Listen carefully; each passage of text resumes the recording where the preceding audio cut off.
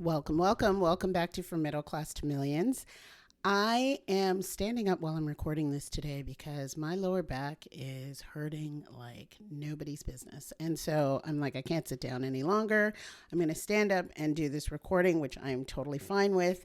I'm also standing, looking out the window at this huge blizzard that we've experienced here in the Northeast. It is brutal. And I'm recording this on a Monday for a Thursday release. And I hear we're going to get more snow on Wednesday and Thursday and Friday, and then again on Monday and Tuesday and Wednesday. Now, for those of you who know, I've lived in the Northeast my whole life. I was born and raised in Canada, and now I live in New Jersey.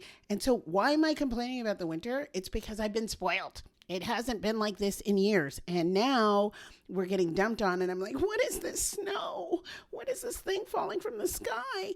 So I'm just doing a little bit of whining, or as my British counterparts say, I'm doing a little bit of whinging. And I'm doing that because it's like, enough already, all right? Enough already. We're really getting hammered this winter. Anyway, if you live somewhere warm, don't want to hear about it.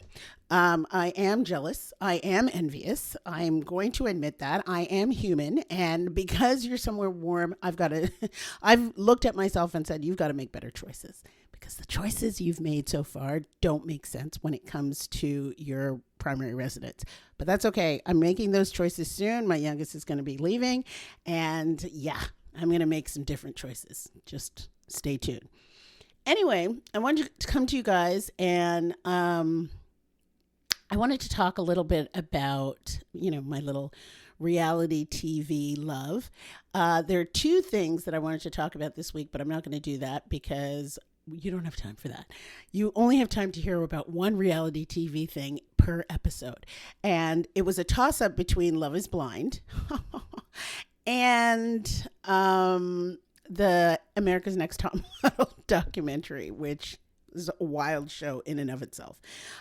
So I decided to do Love is Blind, and I'm going to talk a little bit about that. And then I'm going to jump into talking about the market. And once you understand the market and how it works, how the account types don't really matter. And it's something that is very true to my heart because I remember starting out investing and I didn't know anything about anything. I cannot stress that enough. I didn't know anything. And I come from the time when anybody who invested in the stock market was looking at this stuff in the newspaper.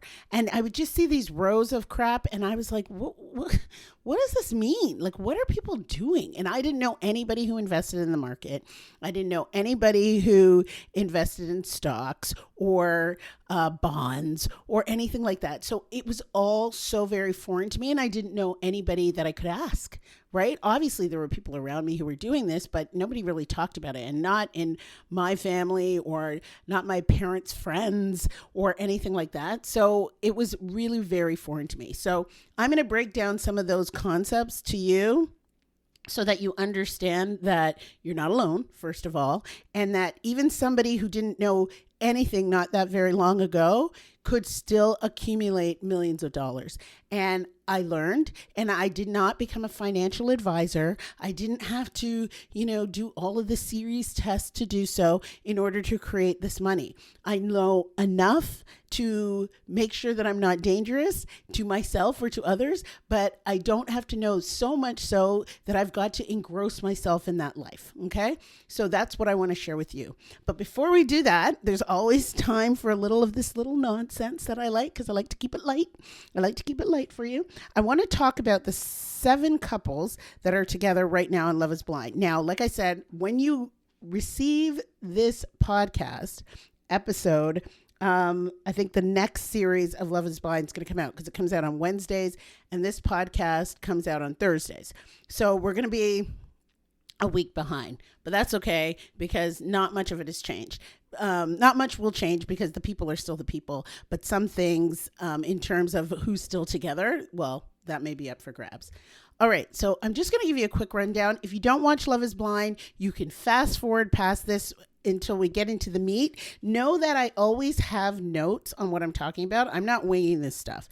I'm bringing in real facts, not the Love is Blind stuff, not the reality TV stuff. I'm talking about when I'm talking about investing. I'm bringing in the real facts and I'm bringing in my real story. I don't have to take notes on that, but I want to make sure that you understand that I'm constantly doing the research. I kind of like this stuff, obviously, because I'm retired. I'm retired from the pharmaceutical industry.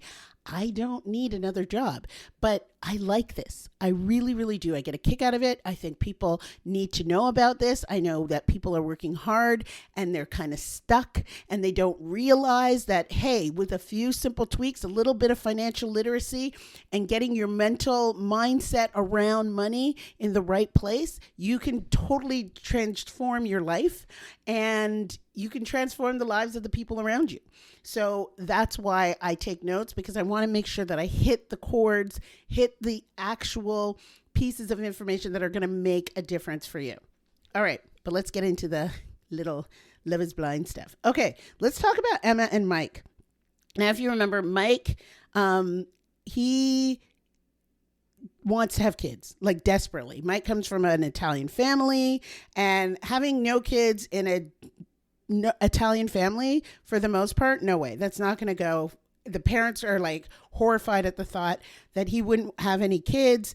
But the thing is, Emma was adopted. She was adopted from China into a white family in Ohio, and she has some health issues that she doesn't know whether or not these are genetic or they hereditary, and she doesn't know, she can't find out her family history, so she doesn't want to necessarily pass this on to her children. And I get it. It's responsible. Not everybody wants to have children, okay? Not every woman has decided that she wants to be a mother. And I think a lot of people giving this a lot more thought than just, oh, this is what I'm supposed to do is the way to go. So I like the fact that Emma's like, you know what? I'm not sure about it. I don't want to be pressured into it. And she was very forthcoming saying, look, I'm not sure, but I'm open because of Mike. Now, Mike's like trying to, encourage her. He's saying he's supporting her, but every time like kids are around, when I think her niece and nephew showed up, he's like, how could you not want these little guys? It's like, dude, you think it's just all about seeing their cute little faces? There's way more into being a parent than just seeing a couple cute snotty nosed kids. Like that's not all there is to it. And the fact that she's giving it some thought, I really appreciate. But the funny thing is about Mike and Emma, Mike thinks Emma's a pig. Let's be honest. He thinks she's a pig. He can't stand it. She's messy. He doesn't like it. And he keeps taking jabs at her. And so then she started to retaliate. I already say this is done. Like, let's stop wasting everybody's time, okay? They may like each other. The thing that you think is a little annoying in the beginning, you're going to hate that person for years down the road. So why don't we just move on with Emma and Mike? But if you guys think something different, please share with me. All right, let's go on to Christine and Vic. Now, Vic is the professor, the guy with the locks, the black guy with the locks, and Christine is his partner or fiance. And what I got out of these two is that there's a lot of trauma bonding. Like both of them had like some crazy stuff happen in their lives growing up. They had all these things that they were both like caught up when they were younger doing some, minor criminal teenage nonsense, and they both really bonded on that, and the parents and what was going on with their upbringing. So the whole thing, there was a lot of trauma bonding. I don't love that as a foundation for a relationship, but if they like it, I love it. Why they weren't in Cabo, I want answers. What is this? Why are we in California? I don't get it. Why didn't they go to Cabo? Can somebody say something about that, please? Like, don't leave us standing here just wondering, this is the first time we haven't seen all the couples together. So what are we doing? If they're not going, they're not going. But why are they off like they're sequestered in the United States, like they can't leave or something like that? I don't get it. Anyway, I'm not sure where things are going to go with these guys. I got to stay tuned. Amber and Jordan. Okay, so Amber has a kid, right? And Jordan, right, said that it would be a privilege. He's a little nervous, right? Because he's not a father. He doesn't have any children, but he thinks it would be a privilege for him to be in Amber's child's life. Now, Amber is very clear. She's like, look, this kid's got a father. He's very much involved. There's absolutely no reason for you to come in and feel like you've got to be a parent. No, you're just going to bring additional love into her life. And I think he had the opportunity to meet Amber's child's father, and that's all well and good. But listen, Amber's no nonsense, eh? Like she made it clear that she has a strong distaste for men. And so she's not messing around. So if you're messing around, you shouldn't be with Amber because Amber's not messing around. I think Jordan's a bit jokey. He's a lot of fun, but there is a hint that he's not very serious at all. Like he cannot be serious. So I don't know exactly how that's going to play out, but I think that whatever happens, Amber's pretty on top of what she's willing to tolerate, what she's willing to accept in a relationship. So I'm not too worried about Amber. Then we have Bree and Connor. Bree and Connor. Okay. So Bree has made it very clear when she went over to Connor's place that she thinks Connor's a frat boy. And let's be honest, Connor gets on your nerves. Let's not lie. He irks her. She doesn't like how he lives. She doesn't like what he does. She doesn't like, how he maneuvers in the world. She thinks he's just like this dirty frat boy, and that she makes comments about the keg and the man cave in the garage, and she doesn't like anything. She doesn't like any of that. On the flip side of that, Connor, he's taking the digs. He doesn't like the digs either. Okay, you can tell by his face. You can tell by his little comments that he silently says. Like, you can tell that he's not about those comments either and the digs that she's making. And I'm a little tired of his blue collar narrative. Okay. Oh, I'm just a blue collar boy. Oh, I just am a blue collar guy. Oh, I just do this blue collar job. Listen, I don't know if is this some sort of weird insecurity and we're not getting the whole story. Listen, dude, like you, blue collar, not blue collar, whatever the case is, somebody's making him feel like he's got to continually announce his blue collar status, even though it's like, dude, I think he owns the company or works for the company. He owns his own home. What are we talking about? I mean, blue collar or not, you seem to have it together. I don't know why he keeps bringing this up. And I don't know if it's because he's in this union with Bree. I'm not sure. So I'm just waiting to see how this plays out. But I don't want to hear about the blue collar anymore. Then we have Brittany and Devontae, which this relationship to me is hilarious. Okay, so Devontae was in the pods when he heard that his grandfather passed away, and he decided that he was going to stay. Okay, I don't know. Like usually in those situations, people will dip out, go to a funeral, come back or not, have to like release themselves from this contract or this experiment because of extenuating circumstances. Nobody would fault him for that. But nothing. He didn't go anywhere. He didn't do anything. He decided that he was going to stay. Okay, fine. So Devontae decides he's going to stay.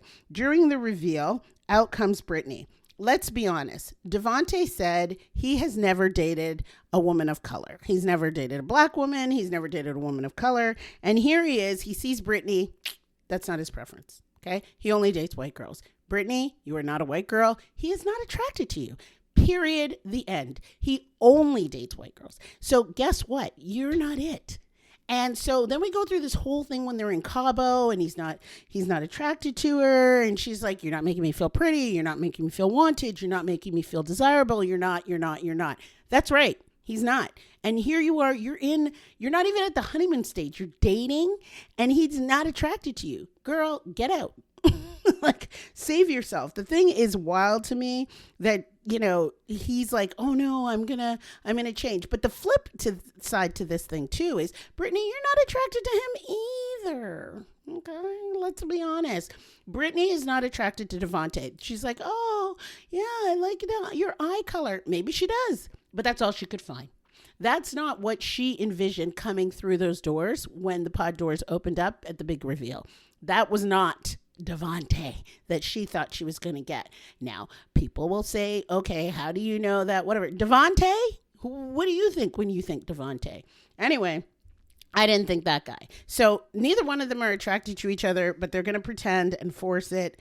Where do we think this is going to end up? I think the two of them should just go their merry ways and, part amicably. But no, we need drama for the TV. All right. So then there's Ashley and Alex. Okay. These two have a lot of sexual chemistry, right? Ashley's a horn dog. Alex is a horn dog. The two of them together, it's wonderful, right? They really, really are attracted to each other sexually. However, guess what? Alex was over there trying to get together with Brittany. Huh?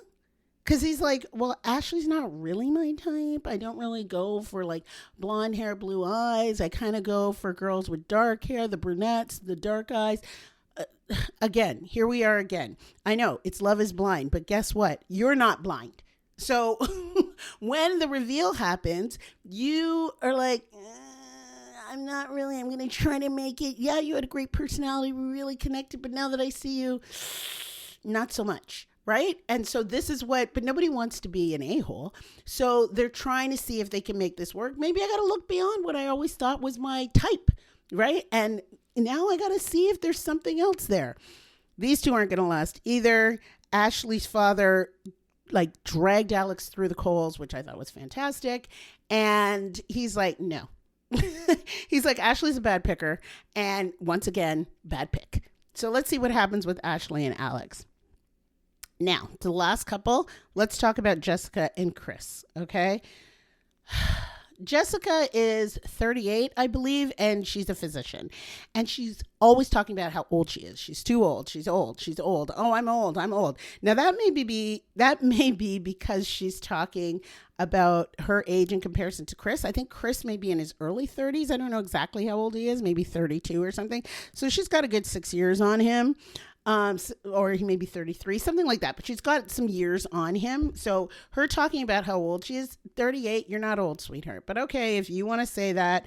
But it's playing into some insecurities. I don't know if it's because of what Chris has said to her about her age, but who cares? Because Chris then decides that even though, he really likes her, and I thought he did. I thought these two were a great couple. Chris then decides, yeah, no, I need somebody who works out. I'm used to CrossFit chicks. I'm used to girls that do Pilates every day. You don't do anything. So I don't want to be a jerk about it, but I'm not attracted to you. Like, where'd that come from? She wasn't working out.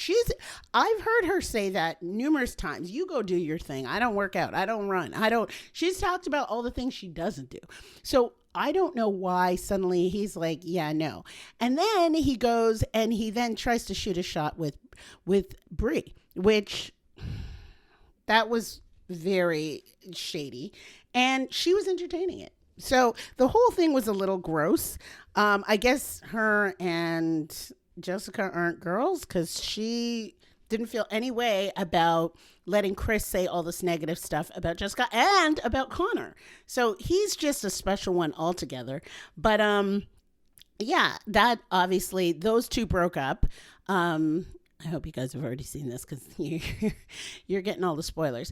And so that's where we stand right now with Love is Blind. By the time this comes out, the new episode would have come out yesterday, which is Wednesday, and you would have more information about these guys. So let me know what you think about Love is Blind. I just had to share what I thought of those couples. And I just want to hear your feedback, your thoughts. All right. So that was a lot because I haven't done any social media, reality TV, anything in so long that just took up a good portion of this episode. So like I said, if you don't watch Love is Blind, fast forward because here we are right now and we're talking about the confusion that a lot of you feel when you're looking at where you should put your money. Okay. And you're confused because you don't know where you should start, if it's the 401k or the Roth IRA or brokerage account or, 529. First of all, what are all these things, right? What are all these accounts and why is it so confusing? And the confusion, it's not you, okay? It's not because of you that you're confused and you don't get it. It's because it's the way it's designed and the way that these accounts are talked about, and they're not explained properly, right? And nobody explains this stuff to you. So when nobody explains to you what these accounts are for, how they work, then it becomes really difficult for you to even decide how to start or if to start at all. So today, I'm going to give you one insight that makes every single type of account clear and make it click. And then once you have it, you don't have to feel lost again. You don't have to be in this conversation overhearing people talking about these various accounts and wondering, what are they talking about? Right? And you don't have to feel dumb and sit there silently or smile and be like, okay, let me go home and Google this stuff. All right? So let's start with the big concept, okay? First and foremost, I want you to know that all of the accounts that you've heard about, they all run on the same market, the same stock exchange, okay? So think about you're going to one place to get all of these things, right? So whether it's a 401k, a Roth IRA, a traditional IRA, a 529, a brokerage account, they're not different investments. They're just different containers that are housed at the same place. All right? All of those things are a different container and they're all housed at the stock market. All right? So think of it like this. Okay. You could have a mug, a thermos, a carafe. They all hold coffee. Okay? All of them. And they're all in your house. And even though the containers are different, right? So the mug, the carafe, the thermos, all of them are different. The coffee is the same. All right? So think about the market, your house, having stocks and bonds and index funds and ETFs. That's the coffee. That's all the coffee. Okay? The type of account is the container. So I'm going to break this down. So once you understand which account is the difference between these accounts, you're not going to ask which one is better, which one should I start with first, which container makes the most sense. No, what you need to ask yourself once you understand the differences, you need to ask yourself which container makes sense for my situation right now. And that's the key. Okay? Which container makes sense for my situation at this moment? Because the account type doesn't generate your returns. It doesn't make the money for you. The type of account doesn't make the money for you, right? Just like the container doesn't determine how the coffee tastes. Your investment choices inside the account makes the money for you. The type of coffee you put in the mug or the carafe or the thermos determines how the coffee tastes, right? So the container itself just determines the rules around the money, right? We don't take the carafe outside of the house, right? We don't necessarily take the mug outside of the house, but we may take the thermos outside of the house, right? There are rules around the container, and the container determines the rules that are around your money. So let's see. I really want this to be clear to you guys, right? So there are three things that actually differ between the account types. And this is what makes each of these accounts different. Okay. So the first difference is the tax timing. Like, when does the government take their cut? Okay. That's the first difference. The second difference is the access. So when can you touch the money? When can you get at the money without a penalty? That's the second difference. And the third difference is the purpose. So what is this money designated for? What are you going to do with it? So let's break these down, okay? The first difference, like I said, is the tax timing. When does the government take their cut? So let's say, for example, you make $100,000, okay? That's your gross salary, $100K. You sign the offer letter. You're going to be paid $100K for your services. You show up, and this is what we're going to pay you, $100K over the course of a year, okay? In a pre-tax account, like a traditional 401k or a traditional IRA, you put the money in that account before the government takes taxes out of it. Okay? You put the money in before the government takes taxes. So you don't pay taxes until you take the money out in retirement. So that means you're getting the tax break now. So if you're making $100,000 and you decide, I'm going to put in $10,000 into my traditional 401k, that means that you're going to get taxed right now on $90,000 because you had $100,000 gross. You put $10,000 into your traditional 401k, leaving $90,000. And the government's like, okay, all right, I'm going to tax you on the $90,000. But the government says later, I'm going to tax you on that $10,000 that you put in when you go to take it out. So the tax break is now, not in the future. Okay? For post-tax accounts, like your Roth 401k or your Roth IRA, you put the money in after you've paid taxes on it. So you pay nothing when you take it out, and you get the tax break later. So let's say we have a 100K salary, all right? And we get taxed on our full 100K, regular income tax on our full 100K, and we end up taking home, I'm making up a number, $80,000. So you take home $80,000 and you decide, let me take $10,000 of that and put it in my Roth 401k. Now you've already paid taxes. You had 100, you paid $20,000 in taxes. You have $80,000 left. Now that $80,000 is after tax money because you've already paid taxes on it. So you're going to take $10,000 from that 80 and you're going to put it in a Roth 401k.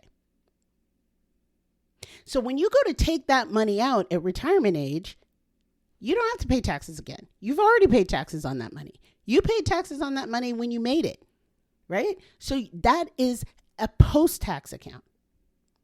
And then there are the brokerage accounts. There's no special tax treatment for these, okay? You invest after-tax dollars, similar to the post-tax accounts, but you pay capital gains taxes when you sell.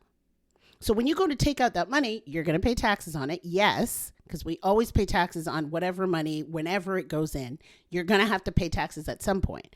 But for the brokerage account, you're paying capital gains taxes when you sell these investments. Now, capital gains taxes tend to be less than income tax. So there is the benefit there to having a brokerage account because when you take the money out, the taxes that you pay tend to be less than what you would pay for income taxes. So the simple way to look at this is, do you want to pay taxes on it now or do you want to pay taxes on it later?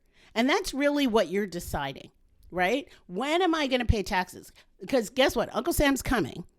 It's just a matter of when, okay? So you have to determine, am I going to pay taxes on that money now or am I going to pay taxes on that money later? And that's what I work with people on when we look at what are you making? What's your lifestyle like? What is it going to be like? What is it like right now? What's it going to be like in the future? What do you predict? So we have to work through this to determine which container makes the most sense, okay?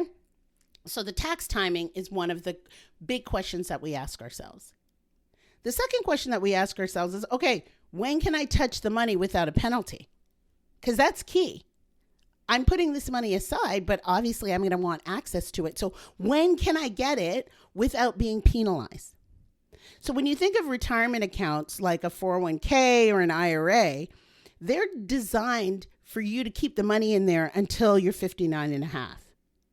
If you take that money out before the age of 59 and a half, well, you face a 10% penalty, plus you're going to have to pay taxes on it, right? Because when you take that money out, you're going to have to pay taxes, particularly if it's a traditional IRA or a 401k, right? And so it's not a punishment really for you to be penalized for this. It's really a way of protecting you so that you don't go in and grab that money, right? When there could be other ways that you can create the money for you. A lot of people have dipped into their retirement accounts, right? And then they've had to pay it back. And then they had a penalty. And so they had to learn that, oh, when I touch this before 59 and a half, yes, I have to pay taxes. So they get slammed with a tax bill the following year, and they had a penalty for taking it out early. So this is also why when we're looking at personal finance, we like to set up an emergency fund that allows us to have access to money so we don't dip into these retirement accounts prematurely. Now, a Roth IRA has a little nuance to it. So you can withdraw your contributions at any time without a penalty. Not your earnings, but your contributions. So let's say every year you've been putting in, $6,000, $7,000, whatever the maximum is for that year. You can always take out what you've contributed, but any growth that occurred in that account, you can't touch without a penalty. Okay. So this is the flexibility that's built into a Roth IRA that a lot of people don't know about. But it is there for you that because it is after tax money, you've already paid taxes on it. So you can go back in and withdraw your contributions, and you're not dinged by a penalty, and you're not dinged with taxes because you've already paid taxes on that money. So you do have access to it. So that concern that it's locked up forever, right, is not necessarily true. Now, do I want you to go in and dip into your retirement accounts? Absolutely not. That's why we set up other accounts and safeguards so that you don't dip into those accounts. Okay. Now let's move on to 529s. Those are designated for education. So if you use the money for something else, then you're going to face a penalty on any of the earnings. It's only for education for yourself, for your children, for your grandchildren, family members, right? And there are certain rules about what is considered education. So make sure that you know what those are, but you will not be penalized if the money is used for education. Used for anything else, then yes, that will be problematic. And then we have the brokerage accounts. No restrictions. You can access your money whenever you want for whatever you want, right? You are going to just pay capital gains taxes for when you sell it, but you have access to it all the time. You put it in today, you take it out 2 years from now. That's your business. There are no penalties. You've already paid the tax. It's after tax money, but you're going to have to pay money on the capital gains taxes. So be it. But you have complete access to it. So knowing the access rules, right, is just a way to prevent you from being blindsided with these penalties. Okay. So when you're making these decisions about which container, yes, you look at the timing, the tax timing, when was the government going to take their cut, but you also have to look at when can I actually get access to this money without any penalty. All right. And the third difference is the purpose. What is this money designated for? Right. So we know that the 401k and the IRAs, those are for retirement. Those are for 59 and a half. Those are for the traditional retirement age. Those we want to lock up there for someday, right? The 529, that's for education. Like I said, it's for your children's, it's for yours, it could be for a family member. It's for education purposes only. Then we have that other account. You remember the health savings account. This is for healthcare costs. Now, this is a very special account. I know I've talked about this in previous episodes. I will revisit this in another episode. This account is so powerful because it has a triple tax advantage. And I will get into that in another account. But know that when I'm working with clients, an HSA, if you are eligible for it, I absolutely encourage you to get one. All of my clients who are eligible for one of these accounts, we have one of those and we're investing for that as well. So know that the money is for healthcare costs. However, when you get to a certain age, we can use this for a retirement account as well. And I will make a separate episode, another one, because I've done it before, but another one about this because it is really, really a powerful account and the tax advantages are plentiful. And then the fourth account type is the brokerage account. So this is everything else. This is where we get into the wealth building, where we have short-term goal money sometimes, legacy planning. This is when you become financially independent before 59 and a half. This is where we put some additional money in the brokerage account. And depending on your circumstance, some people put the education money into a brokerage account. Some people also fund their retirement in the brokerage account. Some people live for today off of the money that's in a brokerage account long before 59 and a half. So it's really the account that just allows you to do pretty much everything. But this is the one that's really building the wealth, right? So when you're clear, right, on the purpose of the money, and these are the discussions that you have to have. What is this money for? What are you saving for? What are you investing for? Then the right container becomes crystal clear. It's very obvious to you, right? You're just getting the right tool to match the goal that you have. So you've got to be clear on what your goals are, and then we find the tool that will allow you to get to the goal faster and simpler. So the reason why I want to have this conversation with you, because I know that people are really overwhelmed by this soup, this alphabet soup of 401k, IRA, a SEP, a simple, an HSA, all of these acronyms. And they're like, what are these accounts? What's going on? And really and truly, they're all just the containers. It's the mug. It's the carafe, it's the thermos. They just have slightly different rules. And so you don't have to continue to learn more and more and more about them just to get started, or just to understand what it is that your money's already doing. If you're already in some of them, you can make a decision right now with the information that you have today. You don't have to wait. You don't have to get a financial advisor. You can understand this simply on your own. But it requires you to ask yourself certain questions, right? And so I think it's important for you to understand that when you're sitting on the sidelines, I had a woman come to me who hadn't touched her 401k in years, okay? She had a 401k at work. She hadn't done anything in 3 years. She stopped putting money into it because she said she didn't know what she was doing. She didn't know if it was the right thing to do, right? And so before doing, quote unquote, the right thing, she decided to stop and not do anything. But she felt like she needed, and like many women do, I have to know all of this before I proceed, right? Just like, a lot of women, they will not apply for a position, even though they're qualified, until they know 95% of everything that's required of them to apply for that position. Whereas dudes will walk in and be like, yeah, I know 50% of this stuff. I'm going to apply, right? And it's the same thing. She was waiting until she knew more and more and more information before she decided to tweak and do something with her 401k. So she stopped contributing. And when I sat down with her and I explained what I've just explained to you guys, look, this is the same market, but they're just three differences. And they're about, again, when's the government coming for their money? When can you touch it without a penalty? And what is the actual purpose of this money? What are you investing this money for? And really and truly, in 20 minutes, she was able to answer all of these questions and know what to do. Which one of these containers made sense for her right now? And she didn't have all of the answers. She didn't suddenly become a financial guru, but I'd asked her the questions, and she had the right questions. So she could answer, what can I do right now for my situation today? And that's what's important, because your situation today may not be your situation a year from now. I didn't start off with a brokerage account. No.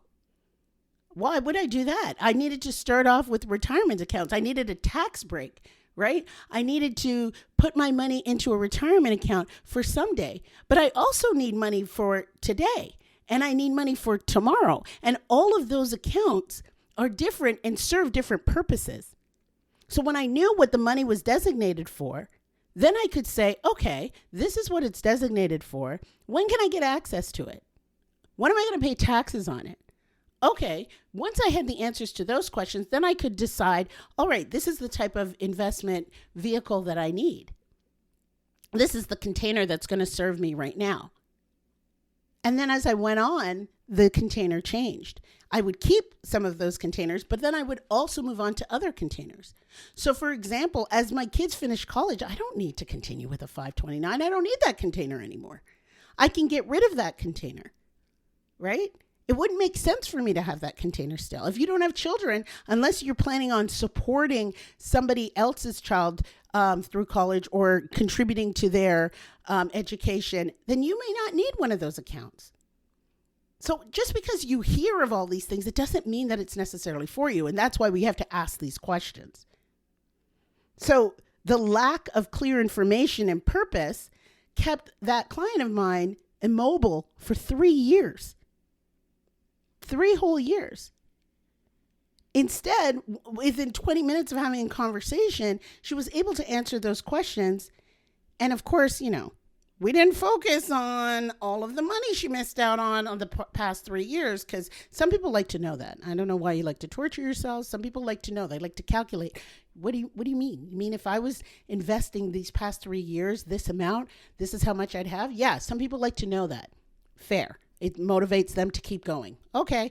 But this particular client didn't. She knew, she was aware that she had lost out on a lot of money, but she didn't want to know what that was. And that's fair. You don't have to know. What you do need to do is ask yourself these questions and then find the right container so that you're supporting yourself in achieving your goals. And you're supporting yourself in achieving your goals as quickly, as efficiently, as simply as possible. So, if you have, for example, one of the easiest accounts to start with for many of you is your 401k at work. If you have a 401k at work, log into it this week. Look at it. Ask yourself, what is this invested in? Right? What's the allocation? Are you putting in 2%, 5%, 20%? What are you doing? What are you doing over there? Are you getting a match? Just look at it. And if you don't know the answers to those questions, that's totally fine. But I want you to get into the habit of looking at your money, looking at your accounts. You may have questions. You may not even know what to ask, but that's what I'm here for.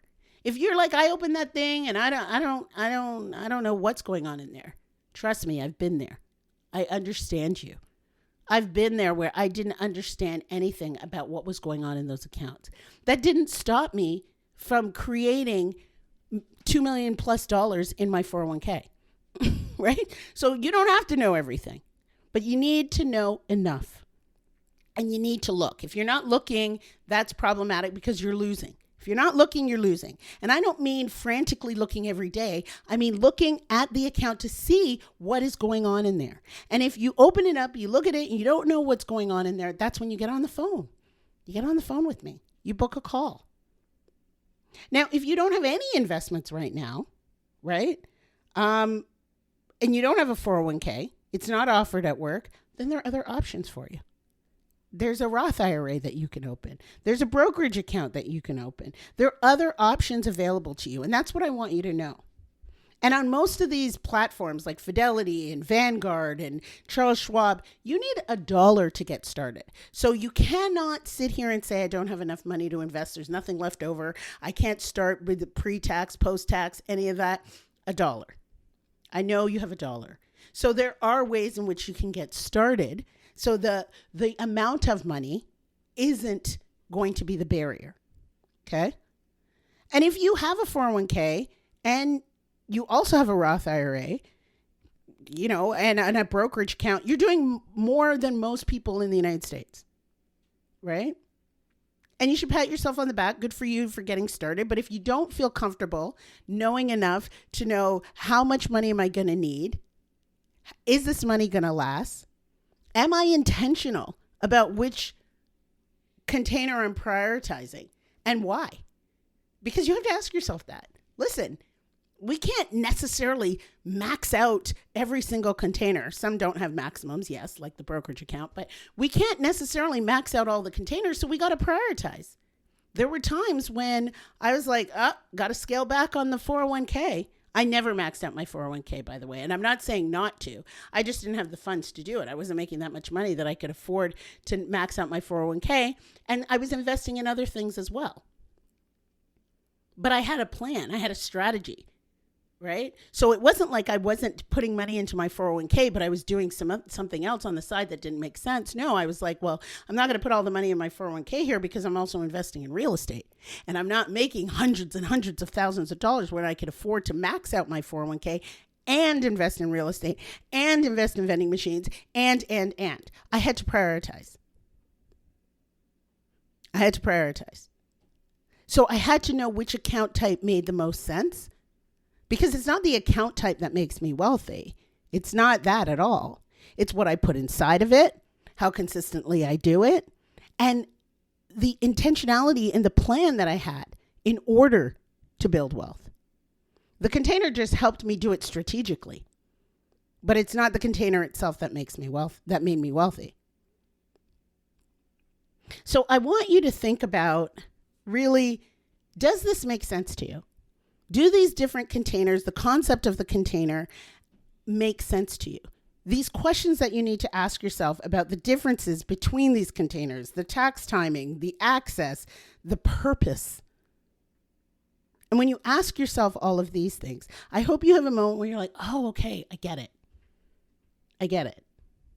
Because I want everyone who listens to this show to get it. I don't want you to be overwhelmed. I don't want you to continue to say, it's not clear. I want you to be confident. I want you to take action. I want you to know that the barriers and obstacles that you believe in your mind may just be that, in your mind, and they may not be real. And you may have to listen to this again and again and again. Or you may just want to get on a call with me and we can talk through it. It's really that simple. It really, really is. And you don't necessarily want to be someone who's like, I've been sitting on the sidelines for 5 years. Well, let me tell you something. I have clients that in the 5 years since I started working with them have become millionaires. So I don't want you sitting on the sidelines, not acting. I want you to actually take action. Now, I want you to know something. Something big is coming to this community. I've been doing something in the background that I'm going to share with you. It's designed for the woman like who was like me. Like, I was making decent money. I've been doing some things right, but I was leaving wealth on the table. Like, I didn't have a plan. I didn't have a strategy. I didn't have anybody to talk to. I didn't have anybody to ask questions to. I didn't quite know what I was doing. And I mean, I tell you right out, like, I flubbed a lot for a while. And I could have bought myself more of my options and free time a lot sooner if I had somewhere to go to learn what I want to share with you guys. So I want you to stay close. I want you to, if you're not reading my emails, I want you to get on my email list. I think it's important that you do that. And I'm going to announce it pretty soon, but I want you to know that there's something coming. And I've created something for you, and I hope it'll help you. Just like this episode, I hope it has helped you. And just like what I'm creating in the background, I want you to share this with a woman in your life who needs to hear it. All right? And I want to make sure that you follow the show so that when the episodes drop, you get the episode every single week when it comes out, because I don't want you to miss what I'm going to share. And I want you to know that, yes, you're working hard for your money, but I want you to know that you've got to be intentional about making your money work hard for you too. All right? All right. I will see you next week. Take care.